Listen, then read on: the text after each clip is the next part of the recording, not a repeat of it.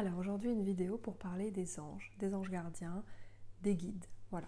Comment contacter tout ce monde-là, comment les invoquer, comment est-ce que ça fonctionne, qui sont-ils, bref, voilà, on va parler de tout ça. Donc le mot ange, ça vient du mot angelus au latin qui veut dire messager. Les anges, ce sont voilà, les messagers de Dieu, de l'univers, de la source, appelez ça comme vous voulez, mais vraiment ils font le lien entre nous et voilà, et la source et l'univers. Donc ce ne sont pas des humains, ce sont des énergies, des êtres de lumière qui vivent dans les hautes sphères spirituelles, mais qui ne sont pas incarnés, qui n'ont pas été incarnés, sauf, et oui il y a toujours des exceptions, sauf deux, Métatron et Sandalphon, dont je vous parle dans la vidéo sur les archanges. Donc les autres anges, voilà, personne d'autre n'a été incarné que ces deux-là. Ces deux donc, ont une vie humaine, une vie terrestre, mais sinon les anges, ce sont des énergies dans ces sphères spirituelles qui font le lien entre nous et la source. Donc on les voit des fois sous forme humaine, dans des représentations. Les personnes parfois les voient sous forme humaine. Moi ce n'est pas mon cas, je ne vois pas des petites têtes blondes avec des ailes. Je les vois mais sous forme d'énergie et je les ressens comme ça sous cette forme-là. Mais je ne veux pas vous spoiler, je vous invite à vous utiliser tous les outils que je vous fournis pour vous connecter à eux et pour voir comment est-ce que vous les ressentez. Parce que si je vous dis, je vois Métatron, il est de rouge et puis il m'a dit ci ou ça et il a une épée, un machin, un bidule, vous allez le visualiser comme ça. Donc moi ce que je vous conseille, c'est de ne pas partir d'une image pour vous entraîner, c'est de partir de l'invocation, de la prière, du rituel que je vous fournis, et ensuite de voir comment est l'énergie qui vient à vous. Pareil, un Saint-Michel, on le voit souvent représenté avec son épée, son bouclier. Moi, je ne le vois pas comme ça. Je ressens vraiment une énergie qui est tranchante, mais je ne vois pas un mec avec une épée, un bouclier et des ailes. C'est pas comme ça que je le visualise. Et c'est pas comme ça que ça fonctionne chez moi, mais peut-être que chez vous c'est différent. Donc je vous invite à vous entraîner, à pratiquer encore une fois pour vous ressentir Chamuel par exemple, voilà, qui est tout doux, c'est l'amour, Michael qui est plus tranchant, Métatron voilà, qui est un petit peu plus puissant, et de voir un petit peu avec qui ça match, avec qui vous avez envie de travailler, qui vous fait du bien, quel message est-ce qu'il vous apporte, etc., etc. Donc voilà, ils ne sont pas humains, ce sont des énergies. Elles font environ 7 mètres de hauteur pour un diamètre entre 2 et 3 mètres de diamètre, donc c'est costaud, c'est sacrément costaud. Ils ont le don d'ubiquité, ça veut dire qu'ils peuvent être à plusieurs endroits à la fois, donc c'est pour ça que vous pouvez vous les appeler, mais en fait ils sont peut-être aussi chez quelqu'un d'autre, et puis chez quelqu'un d'autre, et chez quelqu'un d'autre, et en train d'aider à plein d'autres endroits de la planète. C'est normal, ils ont ce don d'être partout à la fois. Donc voilà, donc vous pouvez les faire venir chez vous, ne vous inquiétez pas, s'ils sont chez vous, il n'y aura pas quelqu'un qui en sera privé, ils peuvent être chez plein de monde en même temps. Souvent, ils sont accompagnés d'une odeur un peu florale, un peu sucrée, ou d'un goût un peu sucré, et parfois on peut entendre une musique un petit peu cristalline, voilà. C'est souvent ce que l'on perçoit, ce qui est dit. On les voit souvent pendant nos rêves, et oui, voilà, parce qu'on est reposé pendant les rêves, on a le mental qui dort, qui est au repos, et donc nous on peut plus facilement accéder à ces mondes spirituels, on n'a pas ces trucs d'humains qui nous retiennent ici, et on peut facilement partir là-haut, ils peuvent plus facilement eux aussi nous contacter, et c'est vraiment des rêves avec beaucoup de lumière, c'est beaucoup de densité, voilà, il y a tout ça, toute cette lumière qui les accompagne, et des fois de la chaleur un peu. Voilà, c'est comme ça, c'est un peu comme ça les sensations. Lumière, chaleur, densité, ouverture. Voilà, c'est ouvert, c'est fluide. Donc voilà, tous ces anges que vous pouvez appeler vraiment quand vous voulez, au moment où vous le voulez. Ils sont disponibles tout le temps, ils n'ont pas de service après-vente qui sont ouverts de 8h à telle heure. Ils sont disponibles absolument tout le temps pour vous. La seule condition, c'est de les solliciter, de leur demander, de les invoquer, parce que si vous ne leur demandez pas, ils ne viendront pas. C'est-à-dire que les anges respectent votre libre arbitre. Si vous ne les sollicitez pas, ils ne seront pas là, à moins vraiment d'avoir un extrême grave danger qui arrive, imminent, et là peut-être qu'il y a une énergie, un guide, un ange qui va intervenir très rapidement pour vous éviter ce danger, mais sinon ils vous laissent votre libre arbitre. Donc si vous ne faites pas de prière, si vous ne leur faites pas de demande, bah, ils vous aideront pas. Voilà, il n'y a pas de sexe aux anges, c'est souvent une question que l'on me pose. Tiens, est-ce que lui c'est une fille, est-ce que lui c'est un garçon? Ils n'ont pas de sexe déterminé, mais ils ont une polarité plutôt masculine ou plutôt féminine. Dans la vidéo sur les archanges, je vous parle de Métatron et Sandalphon qui ont des polarités complémentaires. Et voilà, bah, c'est le cas des anges en fait. Ils n'ont pas de sexe, mais ils ont plutôt une polarité. Où est-ce qu'ils habitent, où est-ce qu'ils sont situés? Eh bien les anges et les archanges sont dans ces plans spirituels au niveau de ce monde d'en haut qu'on appelle des fois en chamanisme. Et ils sont tout là-haut, tout là-haut. Et pour les contacter, bah, eux, ils viennent descendre un petit peu leur taux vibratoire, leur énergie. Et nous, on vient le monter avec tout un rituel de prière que je vous apprends. Et puis, hop, on peut les contacter comme ça, de cette manière-là, vraiment en se rejoignant un petit peu au milieu. Nous, c'est quand même compliqué pour nous humains d'aller visiter vraiment les mondes spirituels, à moins d'avoir une hygiène de vie parfaite et méditer toute la journée. Mais sinon, on élève notre taux vibratoire, eux, ils descendent un petit peu, et puis comme ça, on se rejoint, ou voilà, dans les rêves. Et le plan sur lequel ils sont, c'est vraiment ce plan d'amour inconditionnel, c'est ce plan de la création des âmes, c'est ce plan de lumière pure, absolue, amour, lumière. Et c'est vraiment un plan qui est très très agréable à appréhender, à visiter, même si des fois c'est de manière très subtile. On peut, comme ça, en voyage chamanique, hop, passer un pied dedans, ou parfois en méditation, ou avec certaines techniques de prière. Dans les archives akashiques, par exemple, je vous y mène. Et quand on est sur ces plans-là, c'est plein d'ouverture, plein de beauté, vraiment plein d'amour. Souvent, les enfants les voient, vous savez, quand les enfants ou les animaux, les chiens, les chats, ils aboient un peu dans le vide, ou ils jouent avec une présence invisible, et les enfants, ils parlent comme ça à l'invisible. Et en fait, c'est souvent, ils parlent aux anges parce que eux, ils ne sont pas comme nous, ils n'ont pas coupé leurs canaux, ils n'ont pas toutes ces responsabilités, ces vies d'adultes, ce mental qui tourne tout le temps. Les enfants, les animaux, ils sont juste ouverts à cet amour pur, inconditionnel. Et donc, ils ont la faculté, voilà, de discuter avec eux, de les voir, de les percevoir. Mais c'est quelque chose que vous pouvez travailler, développer aussi. Donc, nettoyer ce mental et puis se relier à son enfant intérieur, à cet amour, à cette ouverture du cœur, pour être plus relié comme ça à ce monde invisible. Et aussi, sachez que plus vous allez parler à vos anges, à votre ange gardien notamment, plus vous allez le communiquer avec, et plus vous allez lui donner de l'énergie et le faire croître, grandir, et plus ce sera facile pour lui de vous aider.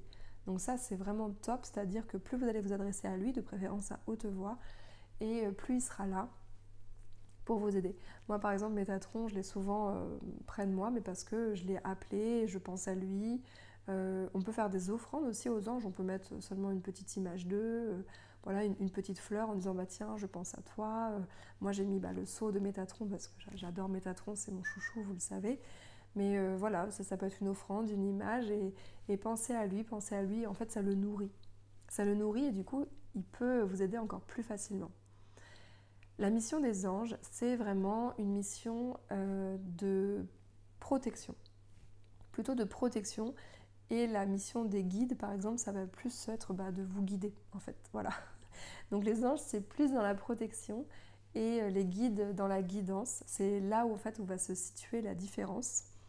La différence, ça va être aussi que les guides, dans vos guides, il peut y avoir des défunts, des gens qui ont été incarnés, qui sont devenus vos guides dans cette vie, donc des gens avec qui vous avez eu des vies antérieures ensemble et qui maintenant sont devenus vos guides, des défunts de votre famille ou autres.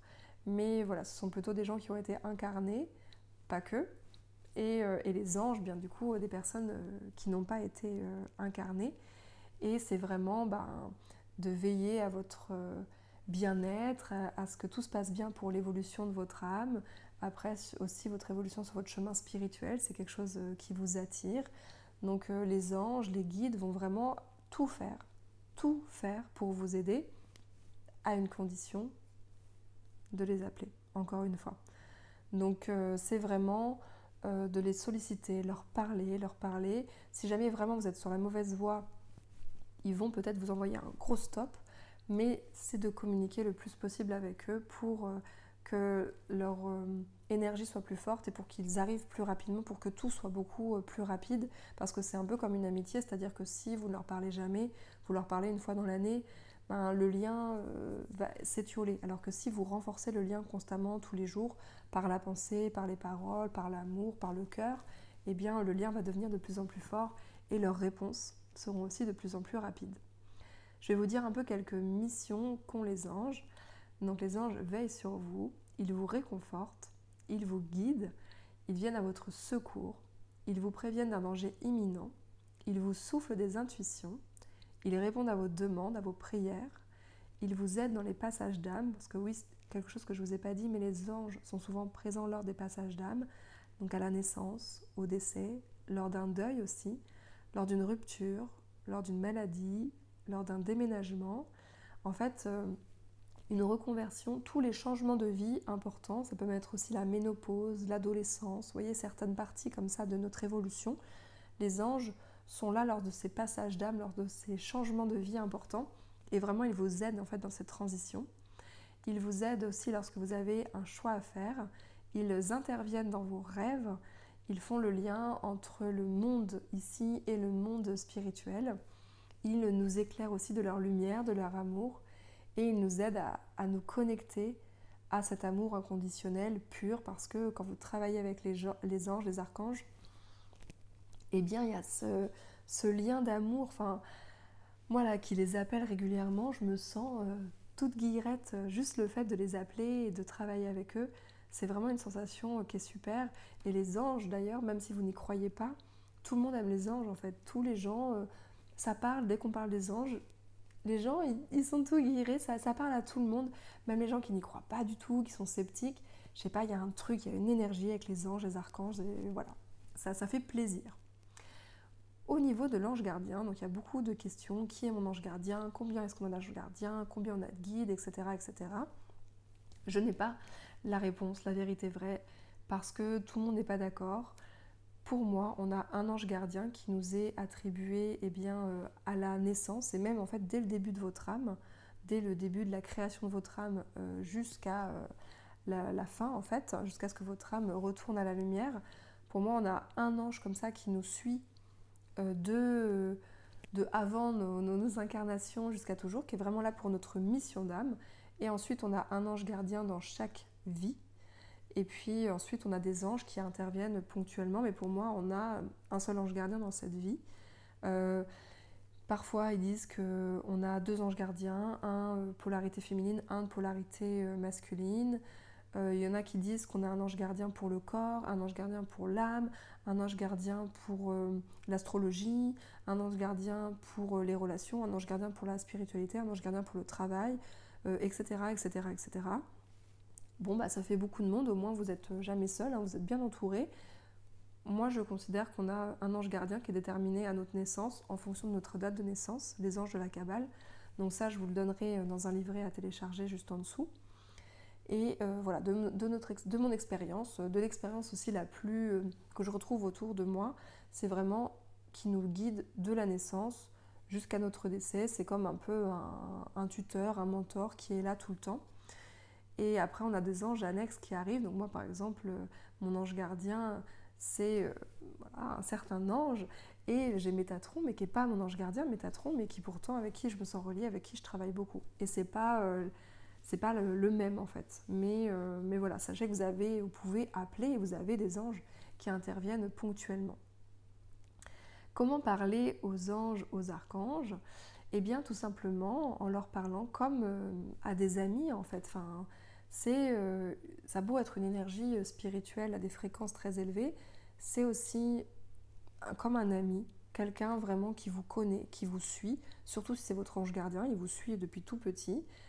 Sans compter l'ange qui vous a vu dans toutes vos missions d'âme, qui vraiment vous a suivi dans toutes vos vies. Donc les anges, voilà, vous connaissent bien.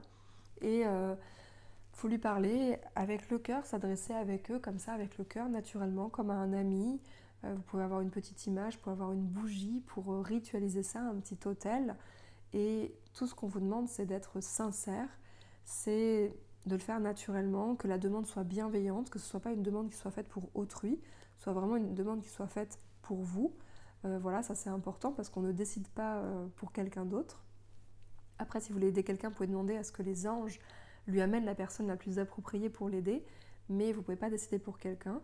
Et tant que vous respectez ces règles-là, la bienveillance, et bien les anges vont vous répondre et il suffit juste de s'adresser naturellement à eux.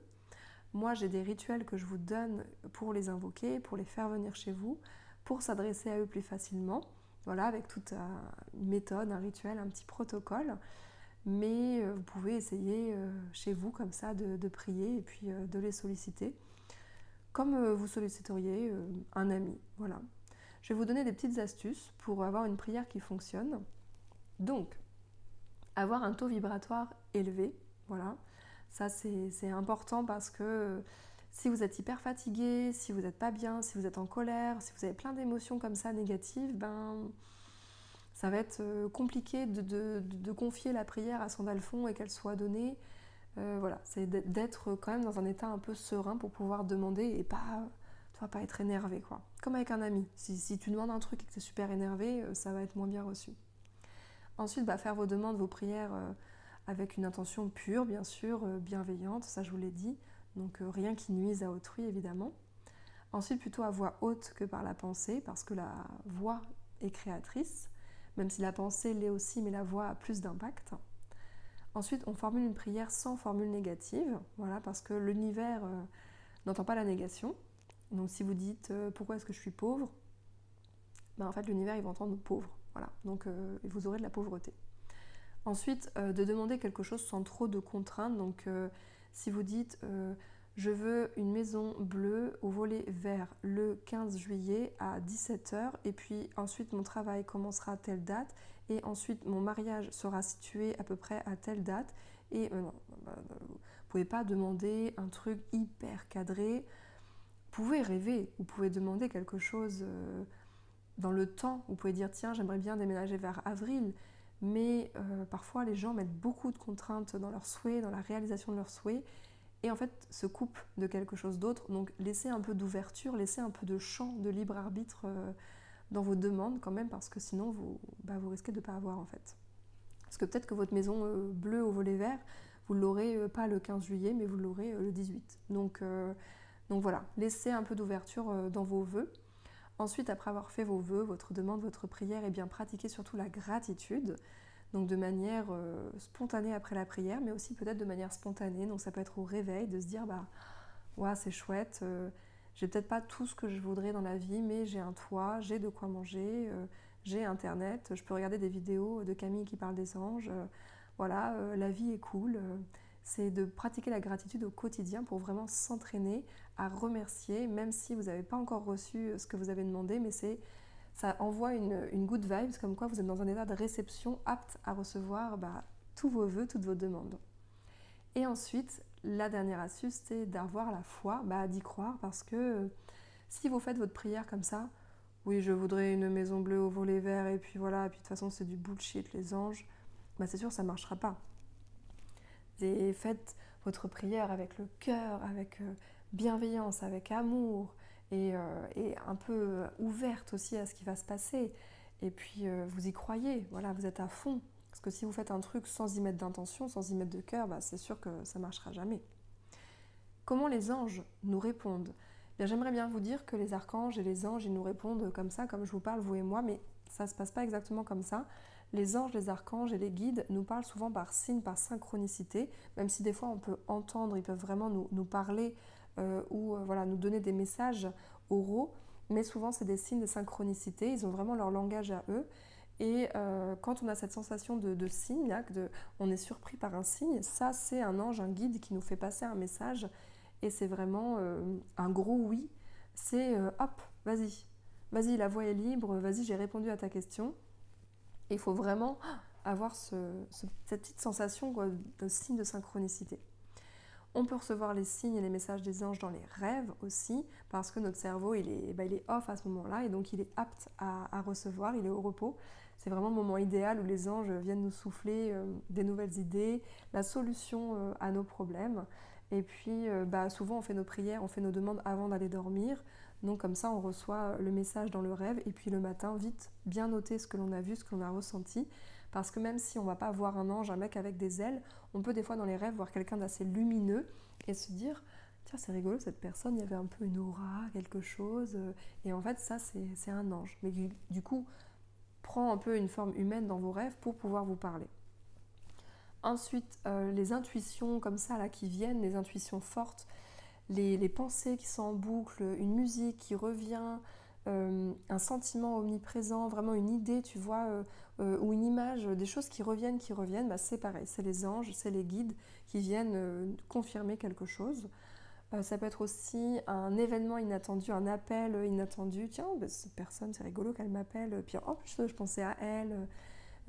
Mais qui tombe à pic, tu vois. C'est, tiens, j'ai rencontré lui, mais en fait, ça m'a amené ça, et puis ça m'a amené là, et puis en plus, j'ai passé un entretien d'embauche, et puis il m'a parlé de ça, et puis j'ai trouvé un nouveau boulot, et puis hop, tout le chemin qui se fait comme ça grâce aux rencontres impromptues, inattendues. Ça, c'est les anges hop, qui mettent tout ça sur notre chemin, là, qui arrangent la situation, le contexte, pour que tout se passe bien, et puis que tout se déroule. Vraiment les coïncidences, voilà. Les dénouements inattendus aussi, donc pareil, une heureuse coïncidence, tout qui s'arrange. Voilà, ça peut être aussi les impulsions de faire quelque chose, les envies fortes d'aller à tel endroit, de rencontrer telle personne, d'aller parler à telle personne. Ça, c'est souvent les anges qui nous aident à ça. Une joie aussi soudaine, la joie, la gratitude, le pardon, sourire. Bah ça, c'est beaucoup les anges qui nous amènent cette joie, cette gaieté, c'est cet amour, en fait, cet amour inconditionnel. Ça peut être aussi un genre de déclic, une croyance, quelque chose ou un problème qui s'évapore et ah mais oui en fait j'ai pas besoin de faire comme ça, j'ai pas besoin de penser comme ça, pourquoi je me complique la vie? J'ai la solution à mon problème. Voilà, hein, c'est comme ça, les anges, ça vient. Après les choses plus connues, il y a les heures miroirs, les signes miroirs hein, que vous connaissez sûrement. Il y a les plumes, voilà, quand on voit une plume sur notre chemin, dans notre maison. Il y a aussi tous les jeux de lumière, donc les arcs-en-ciel, les rayons de soleil, les orbes, enfin, voilà, toutes ces choses qui jouent avec la lumière, ça c'est les anges beaucoup. Ça peut être aussi une lumière qui clignote, quelque chose qui nous éblouit, un flash. Derrière une personne qui voit, puis on a un flash derrière elle. Ça c'est souvent les anges. C'est aussi un animal qui va aboyer un peu dans le vide, ça peut être un chien, un chat, mais dès le moment où vous voyez que votre animal ou votre enfant parle ou joue avec quelque chose dans le vide, bah ça voilà, c'est les anges. Quand vous avez aussi un inconnu, quelqu'un qui vous aborde spontanément, qui vient spontanément aussi vous aider, bah ça c'est pareil, c'est souvent insufflé par les anges. Les odeurs sucrées, les goûts sucrés, ça je vous en ai parlé tout à l'heure, ils viennent souvent dans ces moments-là. Tous les moments aussi de passage d'âme dont on a parlé tout à l'heure. C'est aussi la sensation d'avoir une présence, voilà, d'être accompagné, ça c'est souvent nos anges, nos guides. Des fois on a une sensation un peu de main sur l'épaule, ils nous réconfortent. Ça peut être aussi des frissons partout dans le corps, de la chaleur dans le corps, des bâillements, des picotements, des sifflements dans les oreilles aussi, ça, j'ai ça souvent, moi, quand mes guides ils veulent me parler, ils me mettent des sifflements. Les musiques un peu cristallines aussi au loin, ça je vous l'ai dit. L'intuition parfois, l'intuition de savoir un peu tout ce qui va se passer, c'est un peu cette claire connaissance parfois que l'on a, et ben ça souvent c'est les anges. Et puis aussi, quand ils veulent nous avertir d'un danger, c'est des fois les sensations de serrement, de tension à l'intérieur, vraiment d'oppression, de crispation, du mal à respirer, le ventre tendu. Là, c'est pour nous dire stop, il y a quelque chose. Et puis après, pour les personnes qui ont plus de facultés, ça peut être la canalisation orale ou la canalisation écrite, l'écriture automatique, voilà, ou la médiumnité, la télépathie. Tous ces moyens qui permettent de communiquer avec eux. Donc la question qu'on me pose souvent, c'est comment savoir si c'était bien un signe qui est venu de mes anges, comment savoir ça? Eh bien moi, ma question c'est, est-ce que vous avez imaginé ce signe? Est-ce que vous avez pensé à ce signe? Est-ce que vous avez voulu l'avoir? Ou est-ce que c'est venu vraiment spontanément? Et si c'est venu spontanément, si vous ne l'aviez pas prévu, imaginé, alors oui, c'est une intervention d'un guide ou d'un ange, de quelqu'un d'extérieur qui vient vous souffler ça, qui vient vous guider, vous mettre vraiment sur le bon chemin d'évolution de votre âme. Donc fiez-vous à vos ressentis, faites-vous vraiment confiance pour reconnaître un signe, une synchronicité. C'est inattendu, c'est surprenant, on a vraiment cette surprise, cette émotion intérieure qui nous prend, on est touché, mais c'est hyper bienveillant et ça c'est vraiment le signe que c'est un signe, une synchronicité. C'est dans l'instant présent, c'est tout de suite en fait, c'est maintenant. C'est pas tiens, est-ce que c'était un signe ou tu vois, non, c'est pas ça, c'est un signe en fait, on le ressent et personne d'autre que vous ne peut savoir si c'est un signe. C'est-à-dire que personne ne peut vous dire mais non, n'importe quoi, c'était pas un signe. Ou alors si c'était un signe. C'est à vous de ressentir si c'était un signe pour vous. On ne ressent pas tous la même chose par rapport à un signe. C'est-à-dire que peut-être que vous allez voir une plume et puis ça va vous faire tic. Parce que vous allez dire tiens, c'est rigolo, je pense aux anges. Et peut-être que la personne à côté va voir la plume et puis ça va rien lui faire. Bah, pour elle, c'est pas un signe en fait. Ça dépend pour qui. Les signes, c'est vraiment très personnel. Donc, faites-vous confiance. Souvent, on a les signes quand on est au repos. Donc, vous allez rigoler, mais c'est des fois dans la douche, quand on est au WC, quand on conduit, quand on fait la vaisselle. Tu vois, un truc assez automatique. Et du coup, on a le mental qui est occupé. On fait la tâche un petit peu automatique. Et en fait, voilà, on a les signes qui descendent à ce moment-là, les anges, les guides, qui nous font passer des messages. Ensuite, il y a des personnes qui m'ont demandé pourquoi est-ce qu'on ne reçoit pas les messages des anges et des archanges, comment faire en fait si jamais on ne reçoit pas les messages. Donc là, je vais vous parler de qu'est-ce qui bloque en fait la communication angélique. Tout simplement déjà si vous n'y croyez pas en fait. Si vous pensez que c'est impossible, que ça n'existe pas, bah écoutez, bon déjà je pense que vous ne serez pas surveillé de cette vidéo, mais si inconsciemment, quand vous étiez enfant, vous n'avez pas arrêté de vous dire ouais, c'est n'importe quoi, les anges ça n'existe pas, de toute façon arrête de parler tout seul. Si on vous a un peu braqué comme ça quand vous étiez enfant, peut-être que maintenant vous pensez que ça existe, mais intérieurement il y a encore des croyances limitantes comme quoi on vous a dit que non ça n'existait pas, que c'était n'importe quoi. Bah ça peut être un petit peu compliqué de communiquer avec eux, donc là c'est peut-être d'aller voir quelqu'un en archive akashique ou autre pour débloquer cette croyance et vraiment ouvrir vos facultés à ce monde de l'invisible. Ensuite, si vous n'avez pas confiance en vous, si vous doutez beaucoup, si vous pensez que vous n'avez pas le droit, que vous ne le méritez pas, que vous n'êtes pas assez bien, que vous n'êtes pas de valeur pour travailler avec les anges, eh bien sachez que vous vous trompez parce que tout le monde mérite de travailler avec les anges, même si vous avez fait parfois des bêtises, que vous n'êtes pas tout blanc. Ben, c'est pas grave, les anges ils s'en fichent, il n'y a aucun jugement, il n'y a que de l'accueil, il n'y a que de l'amour là-bas, et eux c'est juste de vous guider, en fait c'est pas des humains avec des jugements et avec des pensées, eux ils sont juste là pour vous aider, c'est des énergies qui vous aident à évoluer, à aller mieux, et personne ne va venir ne pas vous aider sous prétexte que vous avez fait des mauvaises actions. Pas du tout. C'est pas du tout comme ça que ça fonctionne, donc vous le méritez et vraiment sollicitez-les. Ensuite, si votre taux vibratoire est très bas, peut-être que ça va être compliqué pour vous de faire une prière qui soit entendue. Donc faites monter votre taux vibratoire, votre taux énergétique, je vous en parle dans une autre vidéo, pour pouvoir faire des prières, pour pouvoir travailler comme ça avec cet invisible et recevoir. Ensuite, si vous priez mais que vous n'agissez pas, c'est-à-dire que vous priez mais vous faites, c'est pas à l'action, vous demandez un nouveau travail mais vous ne faites pas d'entretien d'embauche, ben les anges ils peuvent faire beaucoup pour vous mais ils ne pourront pas aller à l'entretien d'embauche à votre place, donc c'est quand même à vous de vous bouger un tout petit peu. Ensuite, si votre demande, comme je disais tout à l'heure, elle est trop précise, il y a trop de contraintes, il y a trop d'histoires de timing ou trop de demandes matérielles, dans le sens où il faut ça pour que ça fonctionne, refaites-la peut-être à un autre moment, laissez-leur un peu plus de marge de libre arbitre, vous ne pouvez pas tout contrôler, donc voilà, refaites vraiment cette demande. Si votre prière elle était formulée avec la tournure négative, donc par exemple je ne veux plus être pauvre, bah les anges ils vont entendre pauvre, donc en fait ils vont vous donner de la pauvreté, donc ça peut être aussi une raison de pourquoi ça bloque. Si vous avez oublié de les remercier, de pratiquer la gratitude après votre prière, bah c'est pareil, ça peut faire bloquer. Si votre prière c'est pour demander de l'aide à quelqu'un d'autre, et ça j'en ai plein des gens qui me disent qu'ils prient, ils prient jamais pour eux mais ils prient toujours pour les autres, ben c'est super, mais du coup quand vous priez pour quelqu'un d'autre, vous prenez le libre arbitre de quelqu'un à sa place et ça se fait pas en fait, c'est à vous de faire pour vous et vous pouvez seulement demander aux anges si ils peuvent aller aider cette personne, mais c'est à eux de décider de quelle manière ils veulent être aidés, juste de dire bah j'aimerais bien que cette personne reçoive de l'aide, est-ce que vous pouvez l'aider? Est-ce que vous pouvez faire quelque chose pour elle? Mais sinon, vous ne pouvez pas décider à la place de cette personne. C'est comme ça, c'est des lois universelles de l'univers, du karma, etc. On fait que pour nous. Ensuite, votre demande, si elle dépend de la décision d'une troisième personne, d'une autre personne, de plein d'autres personnes, ben, la prière, elle sera exaucée que si tout le monde est d'accord, que si vraiment c'est pour le bien de tous et que toutes les personnes ont donné leur accord.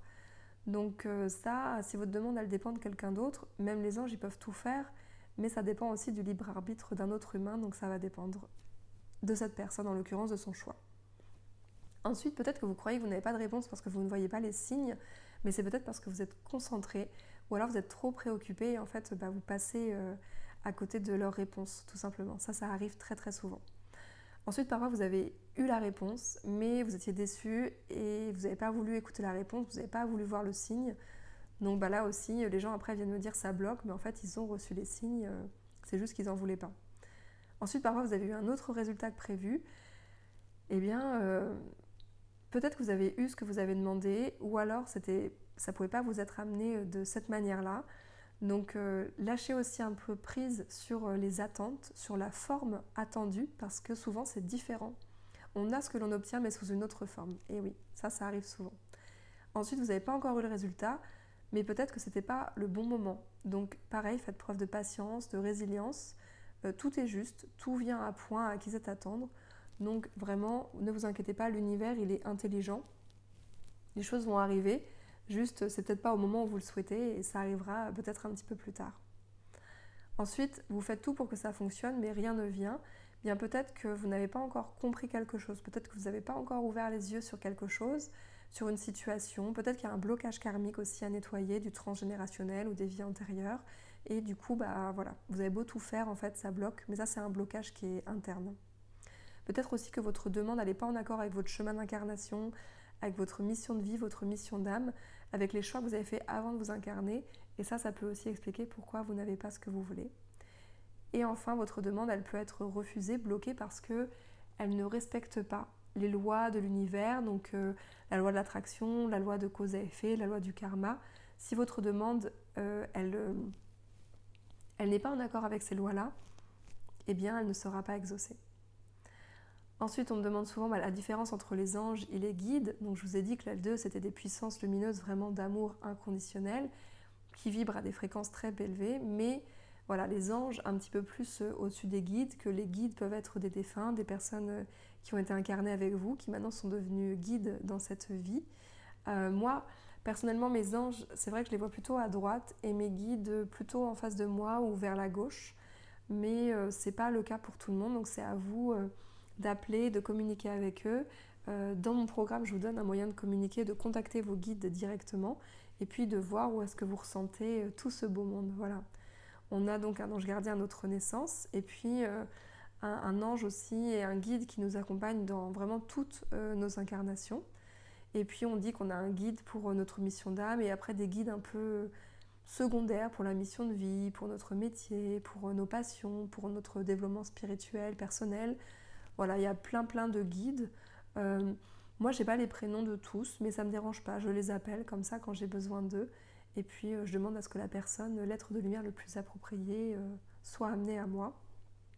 Pour communiquer avec les guides, c'est comme avec les anges, c'est vraiment de s'adresser à eux comme à un ami, comme à un proche, et vraiment de la manière la plus bienveillante possible, sans nuire à qui que ce soit, tout simplement.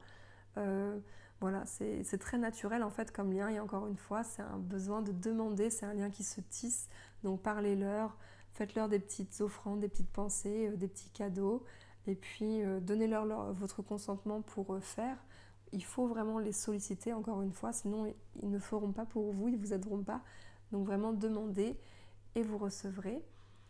Et puis voilà, je vais finir sur cette phrase parce que c'est la plus importante, d'avoir cette intention pure, bienveillante et de demander.